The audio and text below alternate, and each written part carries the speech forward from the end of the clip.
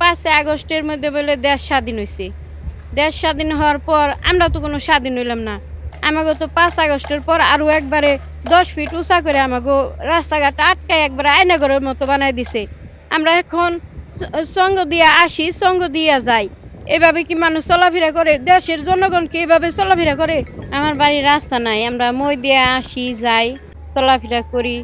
আমরা দুঃখ পাই, ব্যথা পাই, আচার খাই, কিন্তু আমরা অনেক জায়গায় অভিযোগ করছি, এখন কোন জায়গা থেকে আমাকে সায় দেয় নাই। জনগণ যদি এই রাস্তায় দিয়ে চলতে পারে তাহলে আমরা কি দোষ করছি? আমরা রাস্তাতে কেন চলতে পারবো না?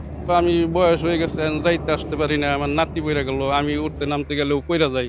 চঙ্গ ভাই কিভাবে চলান যায় একটা মানুষ? আর কতবার যাওয়ান লাগে আসন লাগে, এটা তো বাড়ি। বাংলাদেশের নাগরিক হয়ে আমি একটা রাস্তা পাবো না কেন? আমার জন্য কি রাস্তা নাই?